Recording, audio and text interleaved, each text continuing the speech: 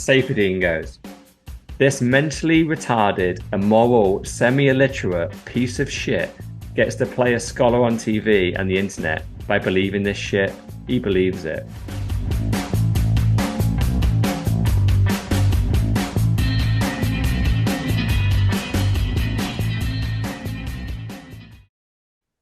Okay, we are back once again. We left you hanging for the cliffhanger between 99 and 100, but back to normal business, resuming with Pod 101, the world's most bullish podcast, brought to you by Mr. Orlin, aka the $1 Trillion Man, Dr. Evil 10%, aka the People's Champ, myself, Sir Neverlook, aka the Excellence of Execution, and of course, she's here, but she's never here. Mrs. No Show, aka 101, still Mrs. No Show. What's its official 3% attendance? 3% and less as we continue to bang out every episode. So she's got to try and get above 3 shows from 100 to 200. Yeah. So by 200, we might be finished. It may be here. And we're just talking about the past like some old fuckers. Yeah. It's been an interesting week, right? We had a little bit of a dip. We don't really talk about price, but there was a dip there. Can't say I noticed. Yeah, we're talking about 5%, was it? 5% over a couple of days? Yeah. 10% overall. Oh yeah, I see. We got down to below 20. Then we've had a bit of a surge in the last day. Yeah.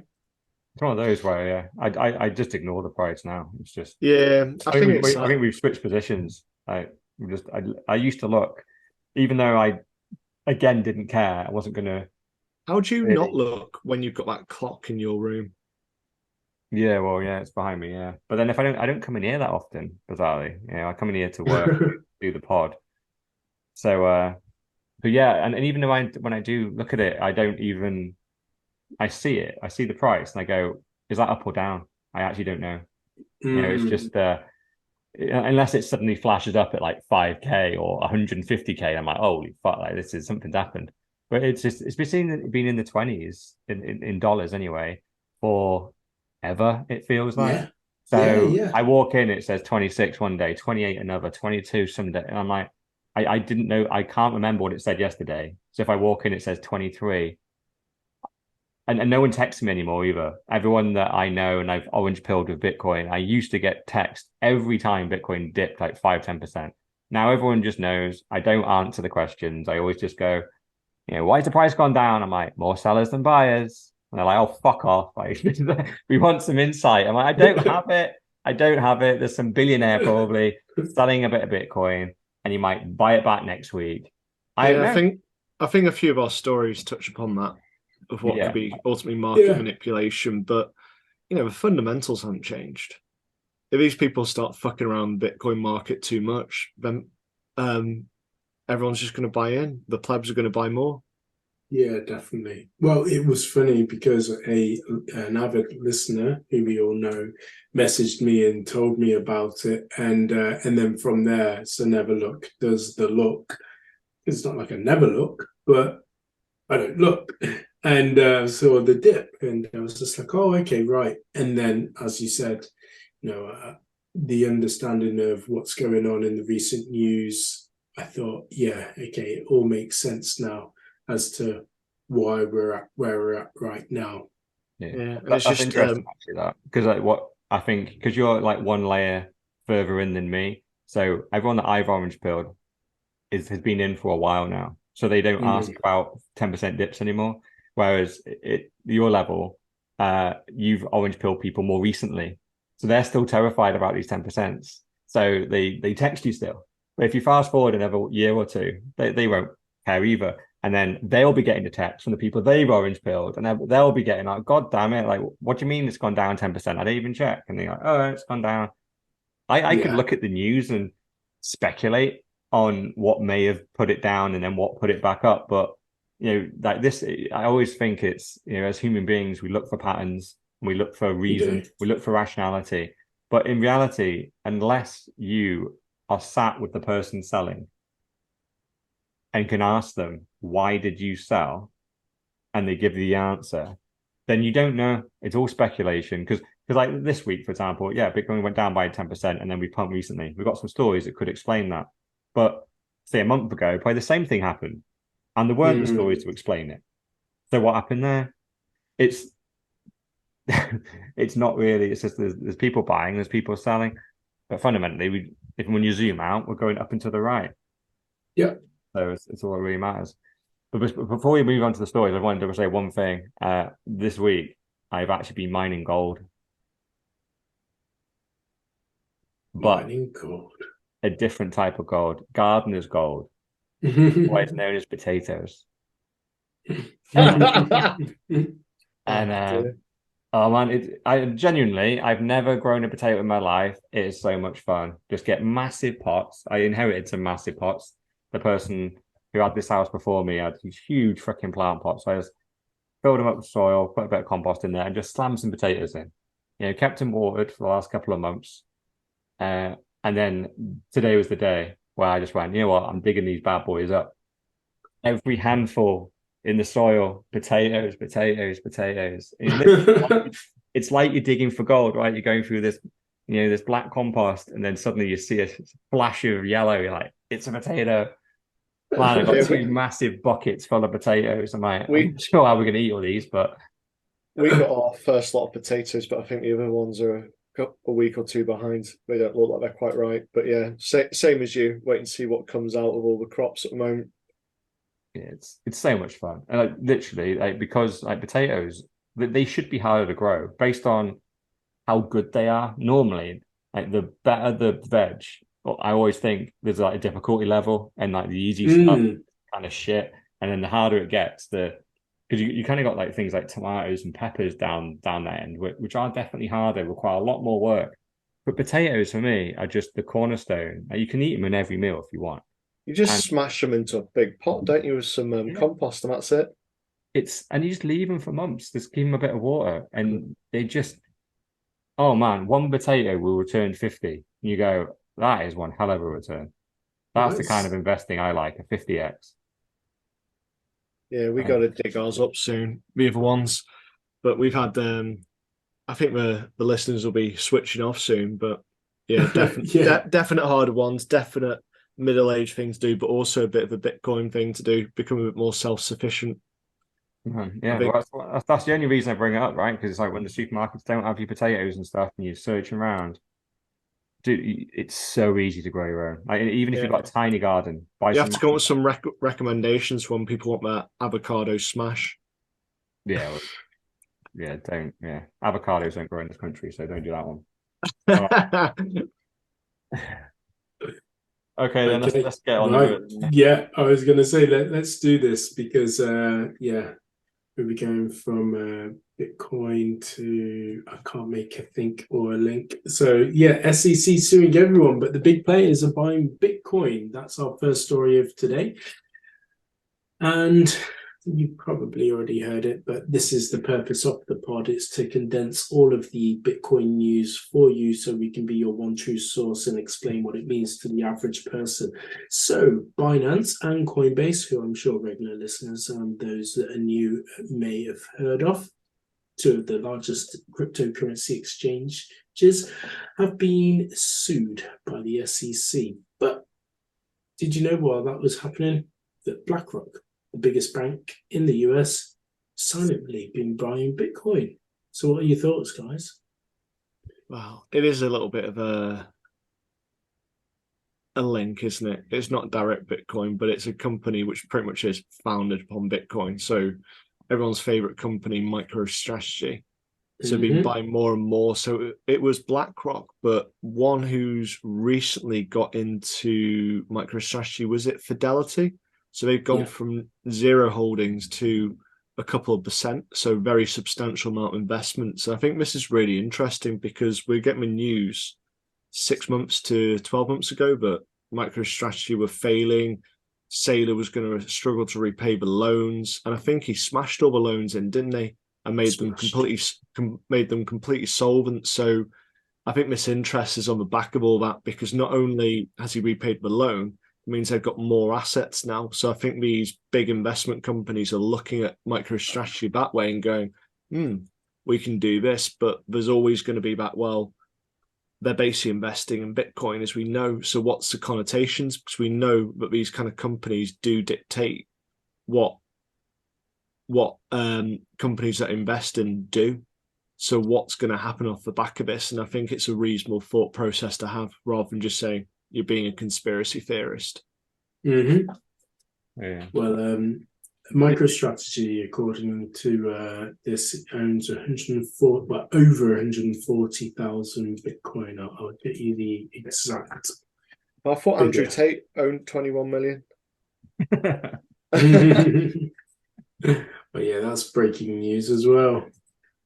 But yeah, so it's interesting actually, because we haven't got the story specifically on here. I actually did think it was linked, but it isn't. But basically, BlackRock have actually filed for a Bitcoin ETF as well. So this story goes, there is no Bitcoin ETF. So the best way of doing that is just invest in MicroStrategy. It's basically the same thing. Their value as a company is going to go up and down along with the price of Bitcoin. And if you're being negative about this and going, who cares? This isn't a bet on Bitcoin. I'd actually almost agree, because BlackRock, as we did an entire pod on, own 10% of everything. Yeah. So BlackRock have the ultimate diversity in their portfolio. They own 10% of everything. So no matter what goes up and what goes down, they will, because there's going to be obviously some huge winners in there and then some losers. So they just want control, right? And obviously we've looked at the source of funds behind BlackRock. It comes from things like the Gates Foundation, the Soros Fund, all that kind of very nefarious. They seem very, very close to the money printer, and they just seemingly just have infinite money where they can just buy 10% of every company, but of the top 500 companies, they don't care about piddly little ones. They wait until you're worth like 10, 20 billion, and then they just come in and buy a couple of billion worth of your stock and sit there at their 10%. And they'll also try and get a board seat at some point just to try and get a little bit of control.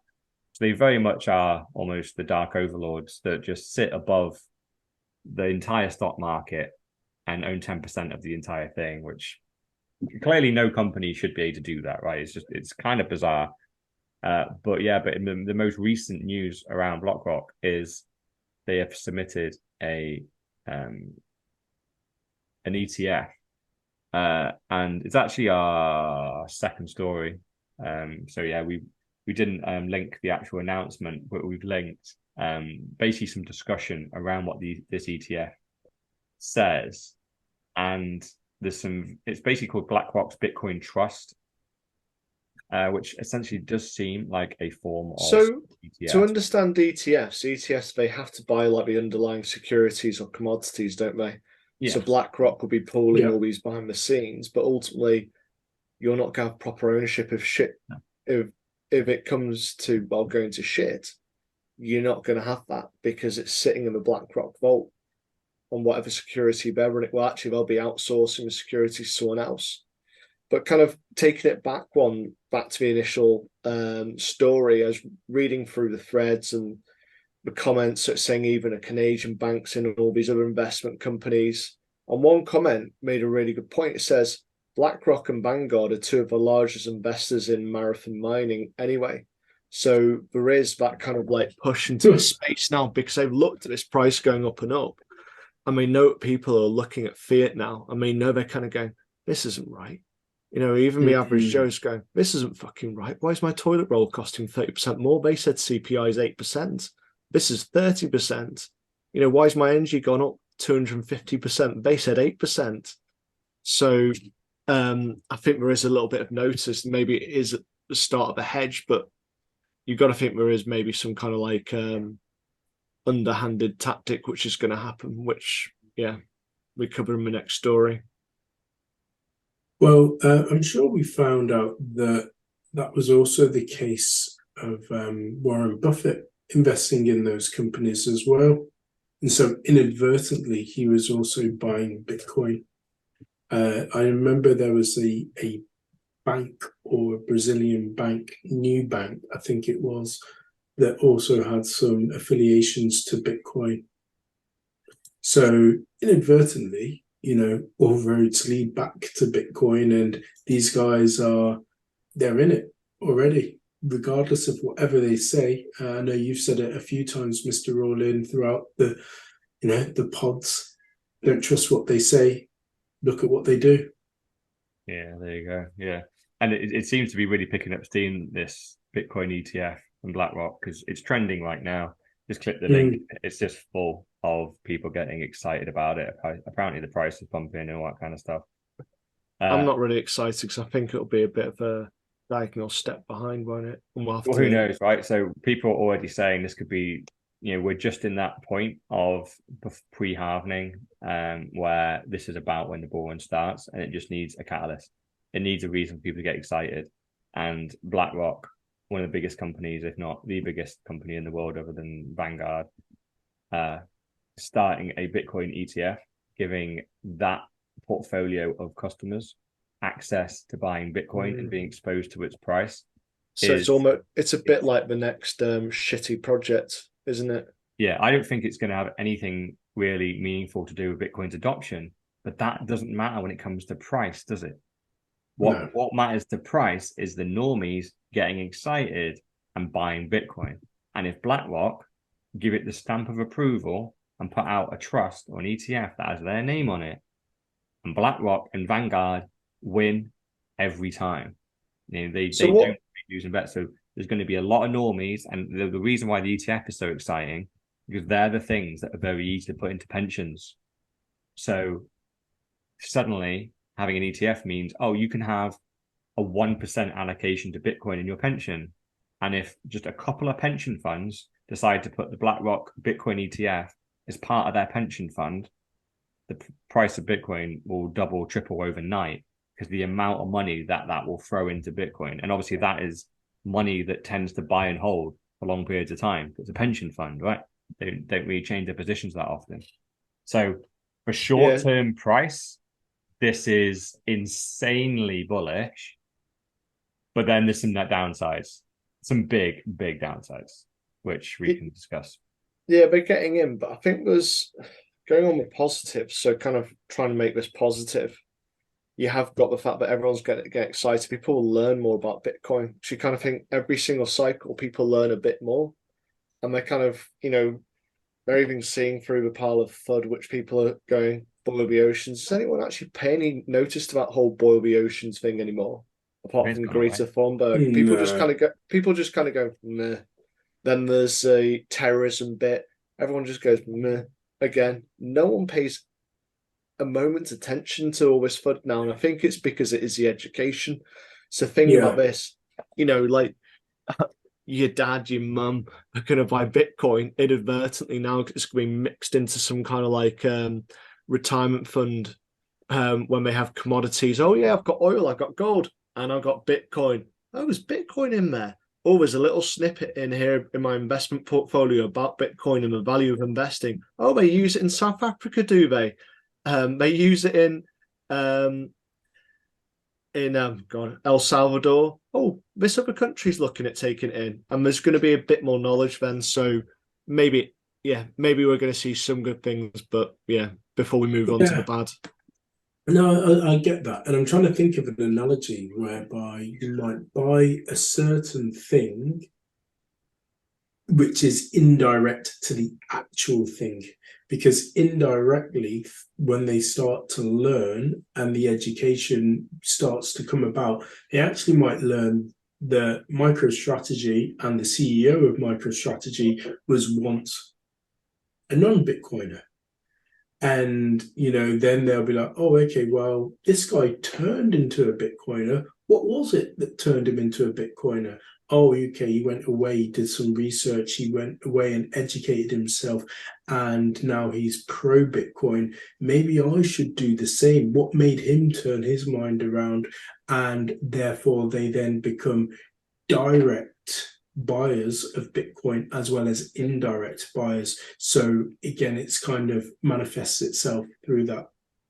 Yeah. Oh, for me, like this, if this is the type of news we needed to get 100k Bitcoin, I would be almost shocked now that it doesn't happen over the next 12 months.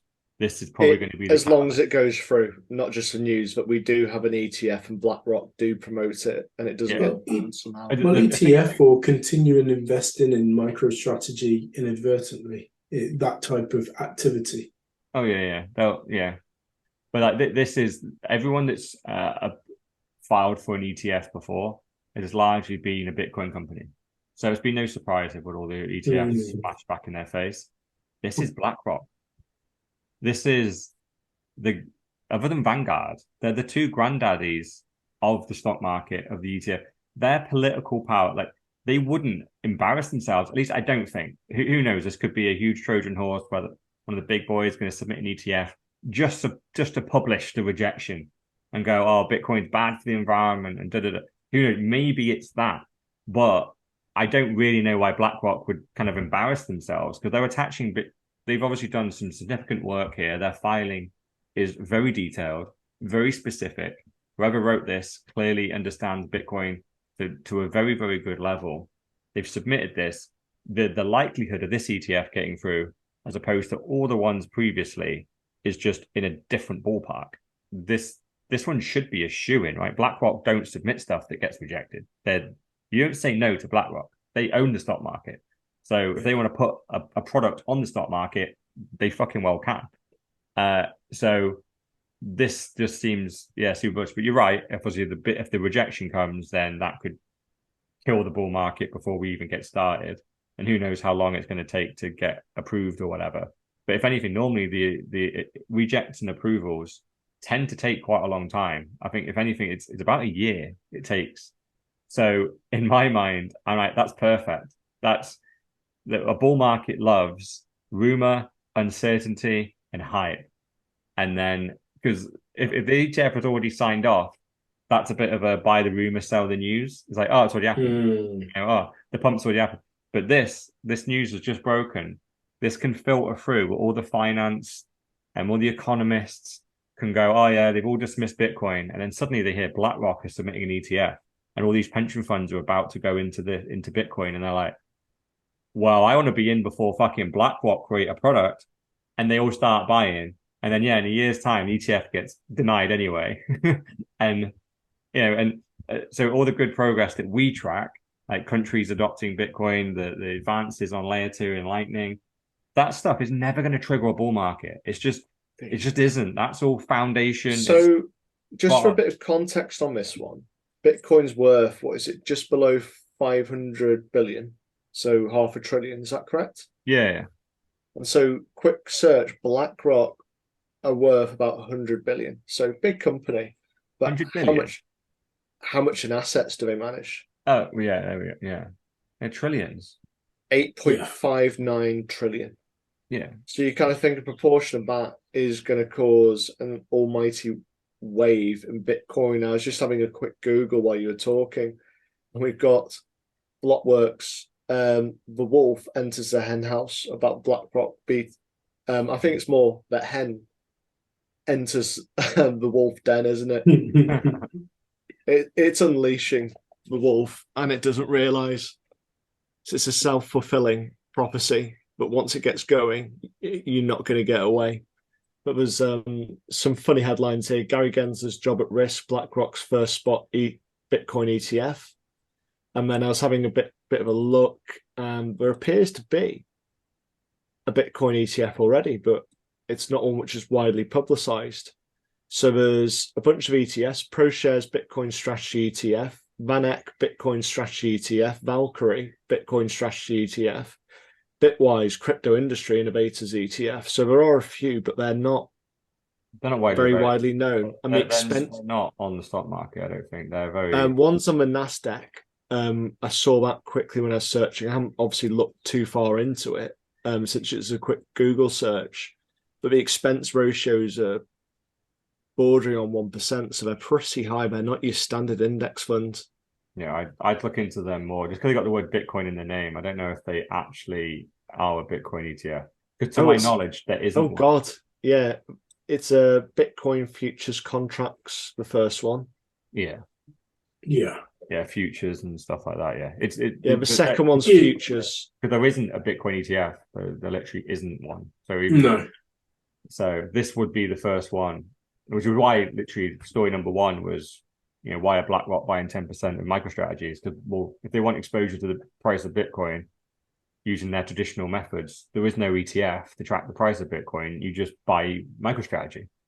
But they seem to be going the other way, right? So if we just flip to the other side and go, okay, what could go wrong here?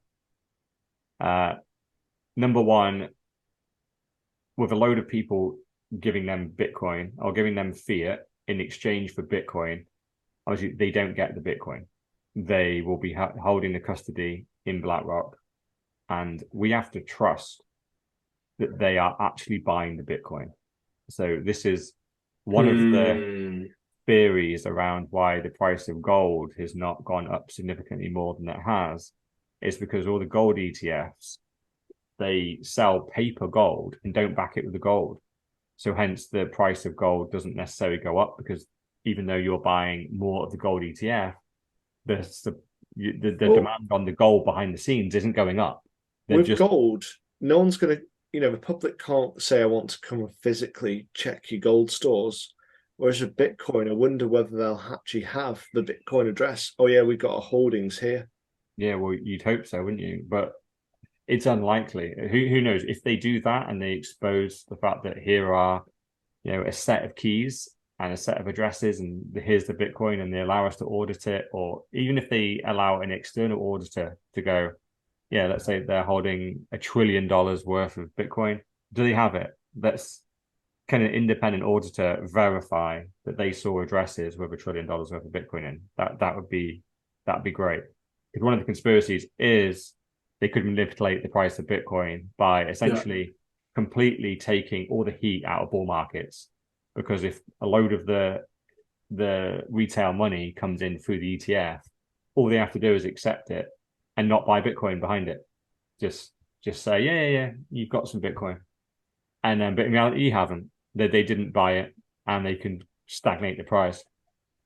Another danger is if they do buy it, and if they do get into mining and nodes and all that kind of stuff, within their filing, they do mention about forks of Bitcoin and which fork if there's a future Bitcoin fork, there's no guarantee that they will follow the digital asset that has ultimately the most valuable fork, which is kind of fine, right? They're not nailing themselves down to, if Bitcoin forks, they're not just going to automatically base it on value and move to that one. But what this opens up the danger for is, if this ETF existed back in 2017, and then say Bitcoin Cash and Bitcoin SV were forking, there's a danger that Bitcoin forks again into one of those other shitcoins, right? And BlackRock go, well, we disagree with the Bitcoin community. We think Bitcoin Cash is the real Bitcoin. So we're going to move all of our funds into Bitcoin Cash, and we're going to sell all our Bitcoin and move it over. And now every single person that buys Bitcoin in this ETF is actually buying Bitcoin Cash. Well, there's a slight deviation on that one, because you're talking about, they sell their Bitcoin, so they go to Bitcoin Cash. But if they cause a hard fork themselves and go, oh yeah, we're creating a hard fork for Bitcoin Cash, we believe Bitcoin Cash is this, and then have their ETFs attached to Bitcoin Cash, they just keep the Bitcoin. So fundamentally, they're printing money, because they've got the Bitcoin Cash and their investors are into Bitcoin Cash, but they've actually just got the Bitcoin as well, because they've never sold that. So they've actually just created a whole load of new assets. So Bitcoin Cash is now worth £200 or whatever. Oh yeah, the ETF's worth that for all investors, but we've got the 30 grand or 100 grand assets sitting in our vault anyway. So it means that BlackRock have actually created an additional asset up thin air by just forcing that hard fork. I think that's a more likely thing, that they're literally going to use it for printing money. Well, they don't need to, do they? They have access to the money printer in fiat. Yeah, But yeah, the but I danger was is going to say the oligarchs and the billionaires and the elite don't need to print money, do they? They have control of so many assets, but they still do. Mm. Yeah, well, yeah, they want to protect their wealth, and this is why it could be an attack, right? And the attack is they try and change. Because say there's a fork in the future, right? A BlackRock fork, and let's just throw it out there, right? It's proof of stake, yeah, because why wouldn't it be? Because it's environmentally friendly and it's faster, blah It's blah blah. better, Yeah, isn't it? It's they'll better. have they'll have all the spin, right? All the spin. So we've got Bitcoin 2.0, but it's the environmentally friendly Bitcoin, okay? And this comes out of this completely out of the shadows. This unknown developer group happened to also contract for BlackRock at some point, but now they've got no association. The fork comes in. Obviously, the Bitcoin community just go, "Oh, fuck off," and kind of ignore it. But BlackRock suddenly start going, "Oh, we're looking at this," and who knows when this happens? It could be in years' time when Bitcoin's at 400-500K a coin, whatever it might be. The assets are much larger. It'll be in 3 years' time, But then middle of the cycle. yeah, that might be the bear market coming back in. Because if let's just say they had $1 trillion worth of Bitcoin, they could switch it from from the main Bitcoin chain to this BlackRock fork. So what the main thing it would do is slam the price into the floor because they have such a large holding of Bitcoin. And then also what it could do is be very damaging to how people view Bitcoin and go, well, hold on, because all the previous forks kind of came and went, right? No one really gets confused anymore. But if BlackRock and a load of normies come in on the BlackRock ETF and go, yeah, this is the thing, and then they just change it to a different fork and now go, oh, this is the real Bitcoin. Don't worry. That other one over there, that's like the illegal bad for the environment Bitcoin for terrorists and Nazis. Don't go use that one. Use the BlackRock Bitcoin. And that's how they try and co-opt the minds of the masses. So at the moment, this is I'm all going to like go on that theory a little bit further because you're thinking exactly what I was thinking, and I'll just simply say the four letters CBDC. That's how they do it. The CBDC of the US dollar, this is the one, and that's how they drive people to this. It's like, yeah, we do need some form of digital currency, but it's not Bitcoin. It's not that one. It's this one over here. We thought it was that one to begin with, and that's why we created it. But now we've realized it's the bad one. And then it convinces and turns people's minds to the other side. And the supply is now hidden. Exactly. And supply is now hidden because equally we know that behind the scenes that they will still be buying that one, just like they did with gold. And it's the old switcheroo. Yeah. The good thing is about this, right? And my summary of the story really, just so people know where my head is actually at, because that sounds already bad what I just said there, right? The short term, I think this news super bullish, being Bitcoin and BlackRock being attacked together, fucking to the moon. If the long as this story continues and doesn't get rejected, this is 100K Bitcoin in near certainty with this kind of hype. Medium term, there is some serious risk that BlackRock start playing some dirty games and try and co-opt Bitcoin in some shape or form, dump the price, manipulate the price. Who kind of knows? But longer term, it doesn't fucking matter. Whatever games they play, they ain't gonna freaking work because fundamentally, whatever form of Bitcoin they try and co-opt, even if they successfully take a lot of people over that way, it's still going to end up the same way as fiat, right? That coin is ultimately going to be worth zero. It's not going to be a good store of value. It's all one big scam, right? It's all attached to fiat, right? Whatever BlackRock fork would be attached to fiat is going to hyperinflate the same as every other asset. And you'll be looking at the original fork, which was Satoshi's creation, that is BTC, will be the store of value. And all those people that got scammed, it's just like them getting scammed on other shit coins that were promised to be better than Bitcoin. They all just end up coming back in the end. So long term, this doesn't matter. But short term, it's bullish. Medium term, it might be another enemy. But we knew we were going to have to take on the big boys. And here's a big boy coming in for a fight. Let's see.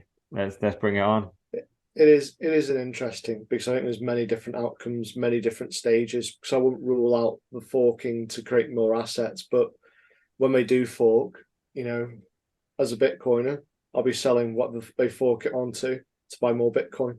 So ultimately, that will have a high price when we move it across. Oh man, if they can fork it all fucking day long, if it's just another shitcoin, I'll give me the shitcoin all day. Do you think that'll be the 100 grand one? Bitcoin goes down to 10 grand. I buy a shitload of proper Bitcoin instead of BlackRock Bitcoin, or should I say, I'll buy a load of Nazi Bitcoin. Well, I think it's one to, of course, watch and keep an eye out on. For listeners, it'd be good to understand if they think that they'll also buy into the ETF or continue to just DCA. Self-custody is king. Do not buy a BlackRock. I was going to say, I think if you're listening to this pod and you're thinking about buying this ETF, then I don't know what you've been doing for the last 101 episodes. But I think for a relative, it's a better way. It's literally when you talk about fiat investing, it's kind of like almost stages to move away from the silly investments. So maybe it is a good first step for grandparents, and just fucking idiots. It's familiarity, isn't it? Yeah. And the way it can be presented to people, it's like training wheels of slowly getting them to orange pill straight into Bitcoin. Well, yeah, it's also, hopefully with this kind of thing, cold storage will keep on improving. I know we got a story about that, but it's keep on going on so it becomes easier, so it becomes more secure. Yeah. And this is a kind of interest which we need to bring people in to innovate. Sweet. So we've got a story here, which is, it's 5 days old, which is kind of funny because I think a lot happened in that 5 days. So this is Republican, no, representative. I don't think he's a Republican. He's a Democrat, isn't he? Yeah, I think he's Democrat. Yeah, he was a thumbnail of one of our pods, wasn't he? He was only a couple of weeks ago. Yeah, yeah. It's clearly Brad Sherman, Elizabeth Warren, and Gary Gensler are clearly paid a lot of money to just shit on Bitcoin. But you say, I think Brad Sherman's just a little like what's it called? Like a clinger on. He's just, he wants to impress the big boys, but he keeps on saying the wrong things, doesn't he? Yeah, I don't know. They're putting him out in interviews now. I think he's got an agenda. Anyway, so we've got a little 15-second clip, which play the clip. Is this the end of crypto in America? Hope so, don't think so. But you hope so? Yes. Why? Well, this is an investment network, and people might say, hey, it could go up, it could go down. The question is it good for America? And the answer is no. So all he's really saying is, is this the end of crypto? And he's just basically goes, yeah, I hope so. I really hope so. And I like how the interviewers are going, really? Why do you hope so? Because they're just going, isn't this just a new space? We've talked about it a lot on the show. I know, we're regulating it. There's ETFs. And obviously, little did he know, there's a BlackRock ETF about to be announced that they're filing for that thing. Whilst he's on a show saying this is the end of crypto, and they're responding to what we talked about last week, which was the suing of Coinbase and Binance. So he comes on basically to do a victory lap, going, yeah, this is the end. The biggest exchanges are essentially just bypassing regulation. They're just, we need to protect investors. Let's just shut all this crypto shit down. It's the end. It's done. And probably within 24 hours of him finishing this, BlackRock file an ETF for Bitcoin. They're one of the biggest companies in the world. Because, by the way, that 100 billion valuation you came with BlackRock, clearly complete and utter bollocks. The 8.9 trillion is much closer to their real valuation. And, so, just what do you think? They don't really hold the cash, do they? All their investors' cash, albeit they'd probably just steal it if they wanted to. Well, that's why I would question that. I want to see who owns that 8.9 trillion, because I would guess. Yeah, probably 2 trillion of that is actually theirs, but they're claiming it's not. Yeah, well, I'd flip it around. I'd probably say 2 trillion are probably normies investing via BlackRock, and I wouldn't be surprised if the other like 7 billion on top or 7 trillion is about 15 guys that happen to freaking just be in the super elite. Yeah, fair point. But going to his story, he says, "Is it good for is it good for America?" And the answer is no. And it's just kind of, I feel he keeps on saying the wrong things out loud, but then I also think, for us, when we listen to it, we're like, we know what you're saying, but it's like he thinks he's part of the club, and so he's saying these things. But I also think, I hate to use the word normies. I don't think the normies really understand it though, do they? They're just going, oh yeah, he's got America's interests. He's not thinking about, whereas he knows he's talking about America screwing everyone.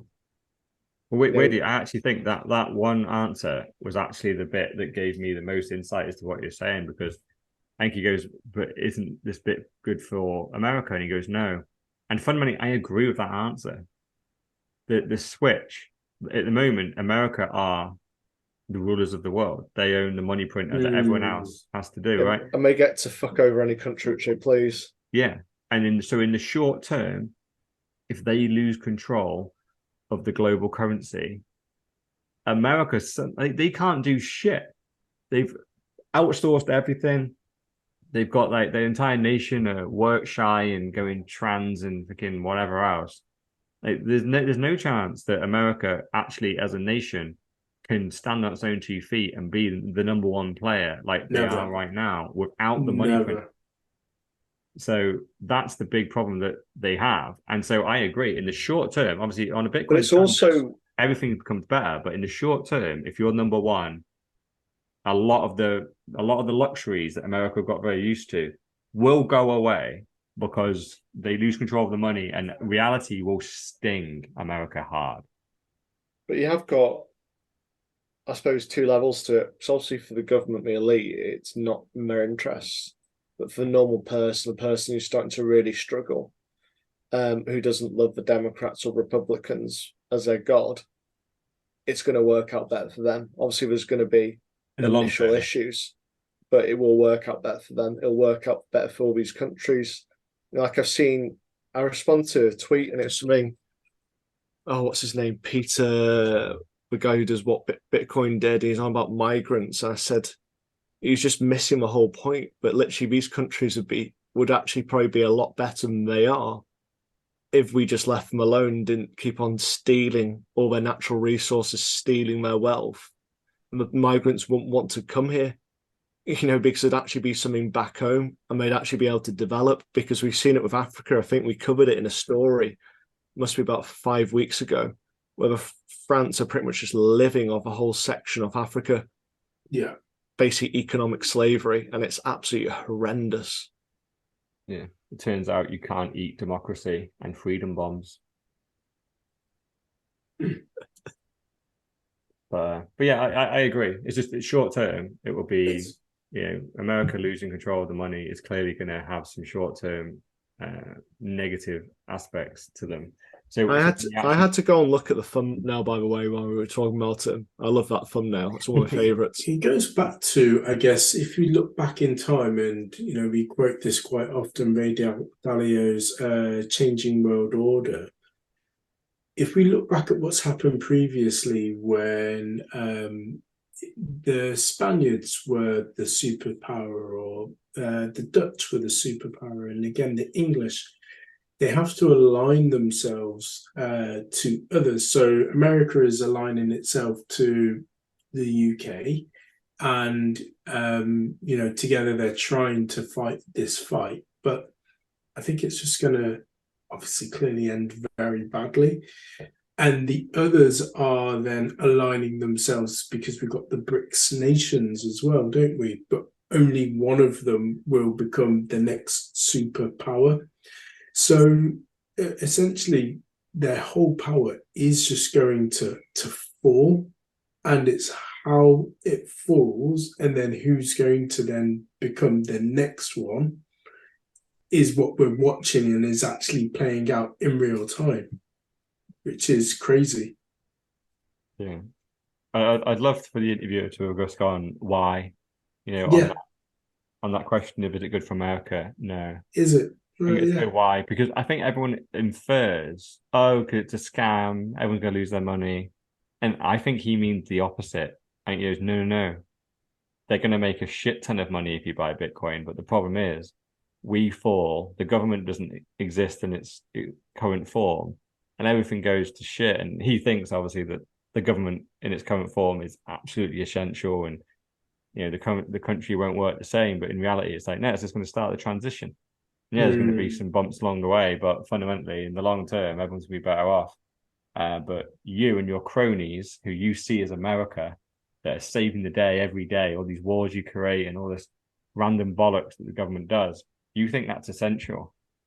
So you think it's bad for America that goes big. The rest of us don't think Bitcoin going big and losing that is a loss. Your corruption and your inflation is not a loss. It's a huge gain to the world to get rid of that. But I'd love to hear him even try and explain his answers, but he seemed to be quite a simple guy. He gives quite short answers and he's almost like well, we go to our next one. He almost sounds like he's a guy that sits on Twitter who just trolls Bitcoin. Yeah, that's how I view him, but he actually sits in the Senate and meant to have super rational, evidence-based rationale, and he just clearly doesn't. But then another guy who loves to shoot from the hip and just say it how it is, Mr. Saifedean Ammous. But he wants to take this one. I love this story. Yeah.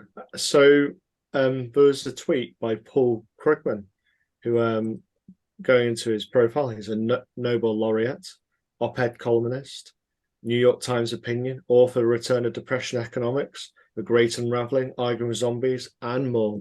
So he writes for the New York Times. He's a columnist.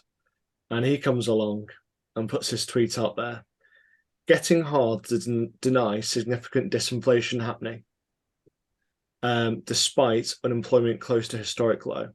So the unemployment bit is about Keynesian economics. You've got to have, 5% unemployment, 3% inflation, and there's another stat which you meant to have in there. I think it's interest rates. Is it 2% interest rate? But there's basically a mix of three stats, and he puts up this graph and it shows that CPI is coming down. But when you read the top line of this graph, it says CPI excluding food, and you're kind of like, okay, maybe food's just shot up. Energy, so okay, energy's obviously shot up, so we can take that away. Shelter, oh, houses are shot up, maybe they're in short supply. Used cars, and you're kind of going, you're just taking out the four main things out of everyone's life. So you need food to stay alive, along with water. He hasn't put water in there, so maybe water's all right. You need the energy to put your lights on, to power the company who you work for, to make sure you can charge your electric toothbrush, watch your Netflix at night. You need shelter so you can stay warm, and you need a car to get to work. And he's excluded all four of these, and it's just, I think Saifedean picked out Fiat Cartel blogger argues inflation is low, we just make do without food, shelter, energy, and used cars. So it's a phenomenal tweet and a phenomenally stupid tweet. I don't know how anyone could read that in all seriousness. No, but it's clear. Whenever I see stuff like this, you go, is it incompetence or is he complicit? And he's tweeted out the chart he's got, right, it doesn't even look that good, even though he's managed to pull out those four critical it parts. Started to go down as the most important thing. That's it, exactly. Yeah, so he's saying, but in July 18, which is where this graph starts, the graph is around 1.5% inflation, right? And then it goes all the way up to near 7% in July 2022. This is excluding food, energy, shelter, and used cars. So inflation, even on the items that they freaking really cherry-picked, inflation is still 7%. But since July 2022, in April 2023, he thinks it's now only 3%. But 3% is still over what inflation should be. And they've taken food, energy, homes, and cars out of it. I think Keynesian economics is always 2 or 3%. So I think it's actually in line with what his gods say it should be. But if you think about it, if you live in a cardboard box, you haven't got to pay for shelter. If you eat slugs and snails, it's free. And you haven't got to use energy to heat the cardboard box. And because also you're living in a cardboard box, you haven't got to pay for anything. So therefore, you don't need a used car. Therefore, there is no inflation.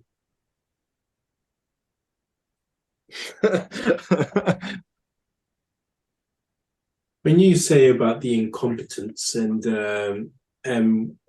whether or not they're just compliant, I've actually started to drill this into my eldest son about being compliant, or who is compliant and who is complicit. Because he's not compliant here when we ask him to do stuff, but I'm trying to get him to see these things. So last Friday, it was really hot, sunny, and they're supposed to wear this green jumper to school. I said, I wonder who's going to be compliant wearing this green jumper on like one of the hottest days of the year. Well, we haven't got like a polo. We haven't got like a polo underneath. Oh yeah, so everybody else went with a polo shirt. Yeah, but you don't have to take the jumper. Why would you take the jumper on a really hot day? It's just that normally every Friday you wear this, and then he's there, he's counting, and he's seeing a couple of people bringing in the jumper, and it goes back to kind of like the people that were wearing masks in their cars, just so that they were seen to be super compliant. And it's just like, are you watching this? It's just like, yeah, I get you. I love those people with masks in cars. I used to laugh at them when they drove past. Yeah. Well, my favourite was seeing a couple of people on their bike with masks on. Yep. So yeah, I hear your point, and it's just about making these little kind of analogies to eventually orange pill him all the way. Yeah. Well, an even better one for kids there is like, are you going to be the sheep or the lion? You know, sheep's follow the pack, lions lead their own way and eat the sheep as and when they want to. You know, it's but this one, like, but they still have to go to bed on time. Yeah, I'm a bigger lion than you so far. Yeah. Like, you know, give it a few years and maybe you can take me on, and then you can stay up as late as you want. Until then, get a bed. Yeah. But Cool Crewman, yeah, he's famous for saying the internet was going to have the same impact in the world as the fax machine. So his credibility is pretty much zero at this point. But I agree. Like, anyone that puts out this kind of chart, I always ask myself the complicit or incompetent question. And I don't think, as much as he's a bit of an idiot, I don't think he's incompetent enough to put this chart out to genuinely think this shows disinflation. It clearly doesn't, because you've taken out the key items that people need to live. So I just straight away. What does he get for that? Does he get, untold riches? Does he get access to Nancy Pelosi's playbook for a day? No, what he'll get is plenty of donations from the Gates Foundation. He'll get speaker gigs. He'll get called into CNBC, into ABC. Speaker gigs, things like that. So conferences, then TV. As an independent economist, he wants to give his view on the market. And guess what? It's this kind of bollocks. So you've got a load of government officials going, oh, look, everything's fine. Inflation's under control. And you go, oh, right. But now we've got a counterpoint from an independent economist, Paul Krugman. And he gets up and is just another paid shill who just goes, yeah, everything's fine. And but I was in the comments, right, of this, right? And Saifedean just cracked me up. Okay. So someone comments going, there's no way they actually think like this. Saifedean goes, this mentally retarded, immoral, semi-illiterate piece of shit gets to play a scholar on TV and the internet by believing this shit. He believes it. I just went safe, right? This mentally retarded, immoral, semi-illiterate piece of shit. Oh man, how'd you come back from that? Like, there's so many layers of insult into that. So Saifedean actually doesn't think, he disagrees with me. I think Paul knows this is bollocks. He's just complicit in passing on a lie. Saifedean isn't giving him that credit. He's going, no, this guy isn't paid to say this. he's a mentally retarded, a mole, semi-illiterate piece of shit. He believes this and thinks it's real because he's so I just go, oh man, I was just pissing myself at that. Like Saifedean just I was telling the missus like this is the guy that wrote the Bitcoin standard and stuff, and this is like he's the educated person in the space. Like we're all toxic Bitcoin maximalists, but Saifedean is actually educated. He has a PhD and all this kind of stuff, and he still chats like this. He's still one of us. This is how we know he's a Bitcoiner because he has no decorum. He doesn't hold anything back. It's like good lad. I was just having a quick look on Saifedean's tweets to see if there's any. He always just has these cutting replies, doesn't he? His strategy is exactly as moronic as buying lottery tickets to get rich. Just keep betting on highly unlikely outcomes till you get lucky. Saifedean is probably one of the most educated, literate Bitcoiners with true FU money that's out there running around on Twitter. Oh, he seems to be replying. He seems to be saying a lot of tweets about Taleb at the moment. That seems to be his focus. So obviously he had a big falling out with him. Yeah, because you got people like Michael Saylor, but Saylor will toe the line. He's a CEO of a Fortune 500 company, and therefore he's got responsibilities, but he'll still say it in a way that is Bitcoin first, whereas Safe just doesn't give a fuck. I don't know if you've both seen Nazim Nicholas Taleb. There's a picture of him bragging, saying on planes I wear 2 masks plus goggles plus N95 when there is a crowd. And he took a picture and put it on Twitter for credits, and people have just been posting and lambasting him all day. He's been losing his mind trying to insult people, but it's just like, you've lost, Taleb. Turn off your Twitter for a couple of days and hope it goes away. And even Saifedean's been retweeting his responses.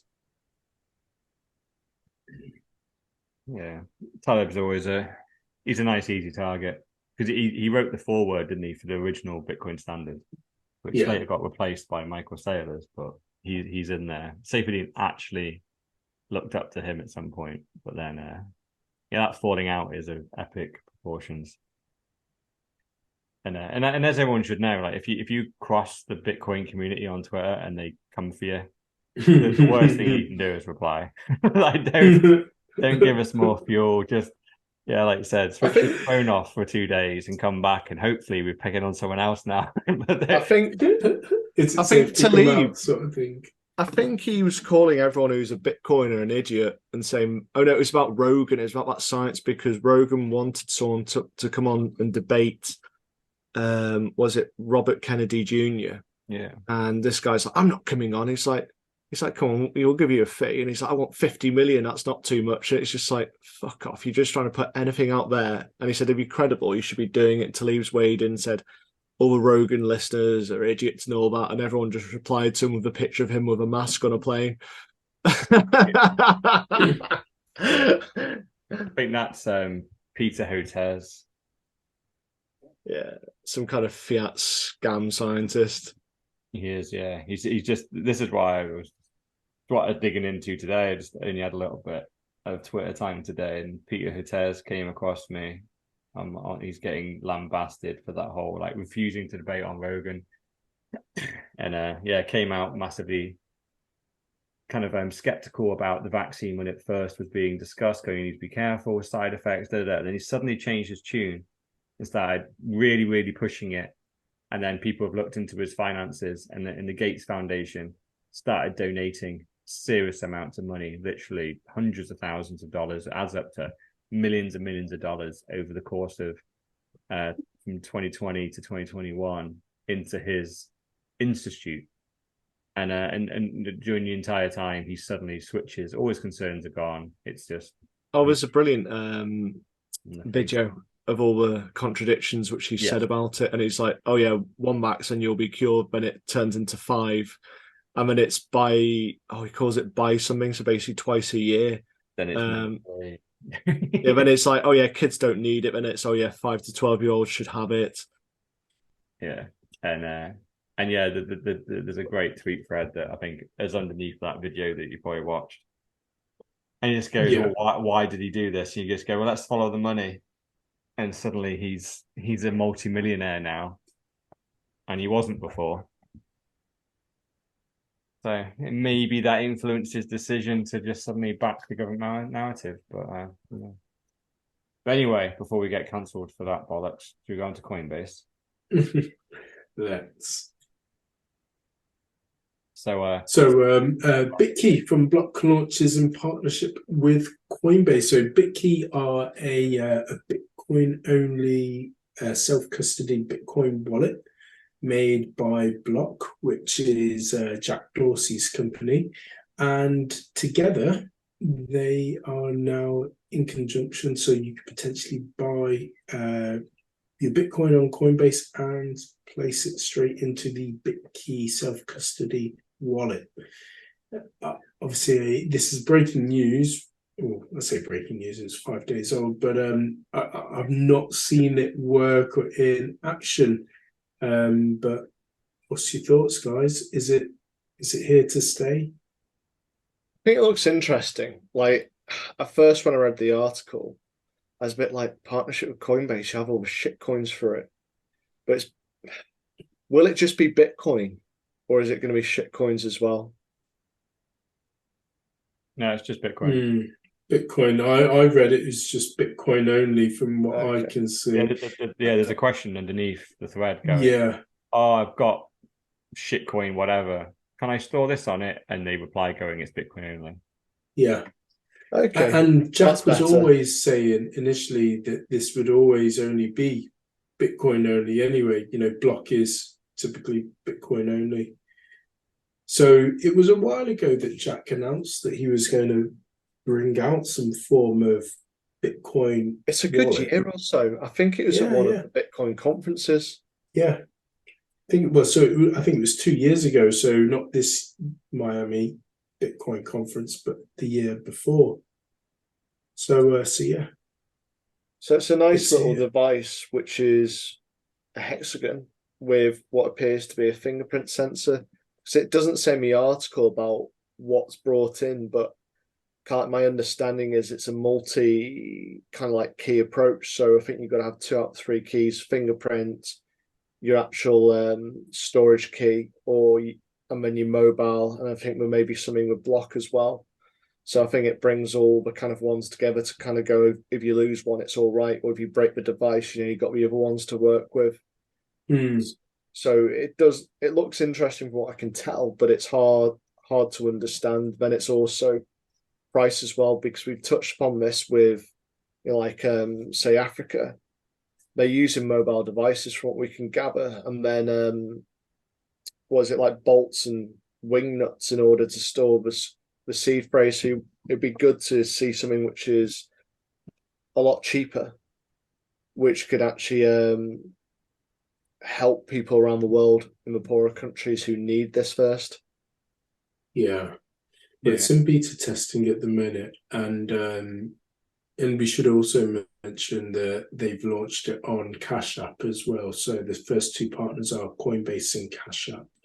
You can join the beta testing program, and let's see as and when it's ready to go live, ready to buy. See, I have actually done that. I've joined the beta testing, or rather, I've applied to join it. We'll see if I get anything.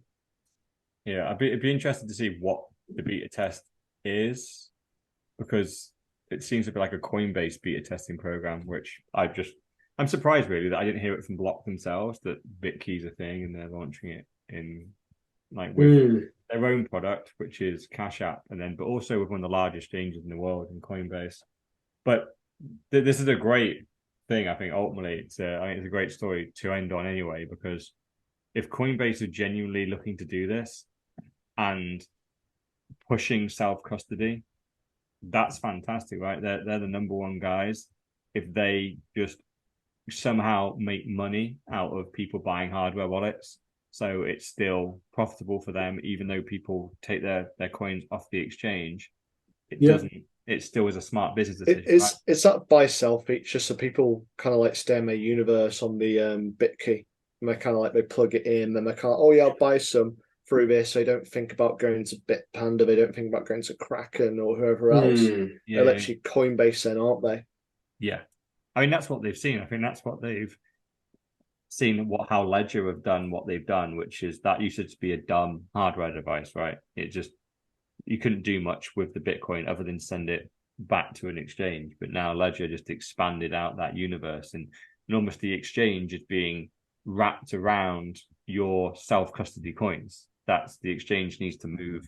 It needs to move into the hardware wallet, which is what Ledger have done. Ledger have essentially built an exchange on your hardware wallet, so you can take custody. But if you want to switch the coins, you want to trade the coins, you can. But they don't hold the coin. You hold the coin, and they just do the layer on top. I think that looks like what Coinbase have realized is where the market is going, which is super encouraging, right? That's exactly kind of what we want. We want self-custody to be the norm, not leaving on exchange and leaving the entire balance there and gambling it away. If you want to gamble it, fine, but at least keep it on your own self-custody.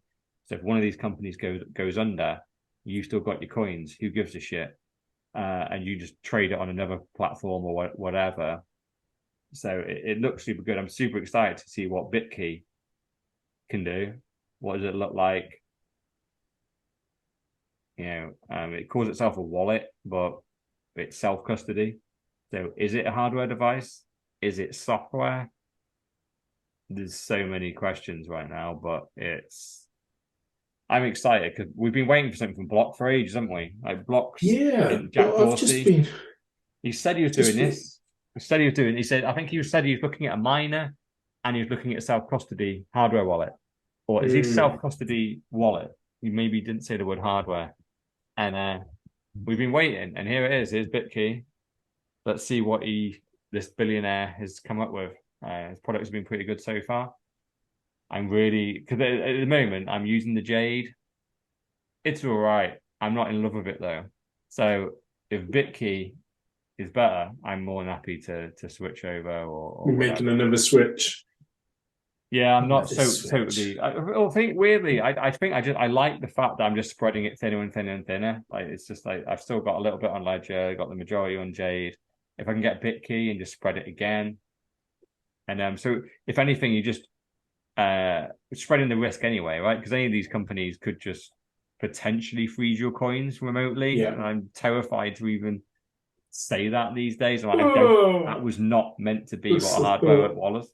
Just a thought. But if you put it on Ledger, Jade, and then BitKey, and then maybe even have some on Cold Card, then now you've got to get blacklisted by 4 companies, right? And less likely. But well, as we saw with someone like Andrew Tate, they did it in an instant, didn't they? Yeah, that is the problem. Yeah. So you need that what is it, air gap computer, in order to have some of your storage on. I think that's maybe not have all of it, but definitely have a reserve. Yeah.